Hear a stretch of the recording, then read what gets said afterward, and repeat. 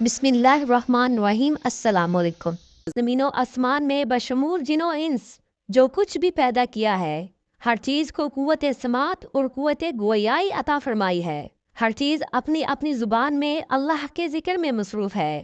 ایسی تمام چیزیں جو اللہ پاک نے پیدا کی، جب ان کو کوئی چیز عطا کرتا ہے تو وہ اس پر شکر بھی ادا کرتی ہے، اور جب ان کو کوئی تکلیف پہنچتی ہے تو اس کا اظہار بھی کرتی ہے۔ لیکن یہ اور بات ہے کہ اللہ نے ایسی آوازوں کو جن و انس سے پوشیدہ رکھا ہے۔ دھرتی یعنی زمین کو ہی لے لیجئے، زمین بولتی بھی ہے، سنتی بھی ہے، خوشی غمی کو محسوس بھی کرتی ہے اور اس کا اظہار بھی کرتی ہے۔ نبی کریم صلی اللہ علیہ وآلہ وسلم نے فرمایا، دو موقع ایسے ہیں کہ جن پر زمین روتی ہے۔ پہلا موقع یہ ہے کہ جب ناحق کسی کا خون بہایا جاتا ہے، مقتول کا قطرہ زمین پر گرتے ہی زمین پکارتی ہے، الہی مجھے اجازت دے تاکہ میں قاتل کو ابھی نکل جاؤں۔ آواز آتی ہے، صبر کر، یہ تیرے اندر ہی آئے گا۔ دوسرا موقع یہ ہے کہ جب زانی زنا کا ارتکاب کرنے کے بعد غسل کرتا ہے تو پانی کا پہلا قطرہ جب زمین پر گرتا ہے تو زمین زاروں قطار روتی ہوئی کہتی ہے، الہی مجھے اجازت دے تاکہ اسے میں نگل لوں۔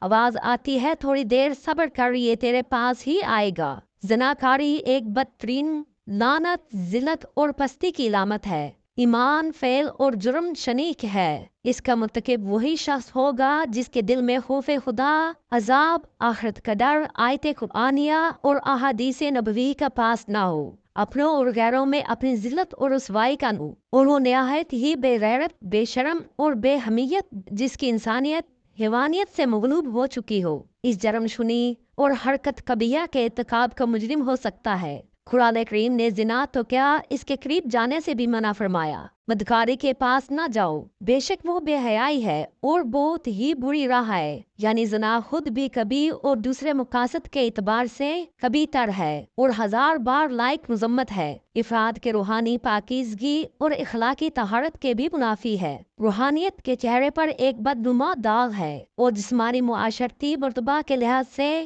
بھی قابل نفرت ہے۔ حضرت ابو ہریرہ رضی اللہ عنہ سے روایت ہے کہ حضور اقدس صلی اللہ علیہ وآلہ وسلم نے ارشاد فرمایا، جو عورت کسی قوم میں اس کو داخل کر دے جو اس قوم سے نہ ہو، یعنی زنا کرایا اور اس سے اولاد ہوئی، تو اسے اللہ عز و جل کی رحمت کا حصہ نہیں ملے گا اور اللہ تعالیٰ اسے جنت میں داخل نہ فرمائے گا۔ حضرت عبداللہ بن عباس رضی اللہ عنہ سے روایت ہے کہ رسول اللہ صلی اللہ علیہ وآلہ وسلم نے ارشاد فرمایا، جس قوم میں زنا اور سود ظاہر ہو جائے تو انہوں نے اپنے لیے اللہ عز و جل کا عذاب کو حلال کر لیا۔ حضرت عمر بن عاص رضی اللہ عنہ سے روایت ہے کہ نبی اکرم صلی اللہ علیہ وآلہ وسلم نے ارشاد فرمایا، جس قوم میں زنا ظاہر ہوگا وہ قحط میں گرفتار ہوگی، اور جس قوم میں رشوت کا ظہور ہوگا وہ قوم روم میں گرفتار ہوگی۔ حضرت بریدہ رضی اللہ عنہ سے روایت ہے کہ رسول اللہ صلی اللہ علیہ وآلہ وسلم نے فرمایا،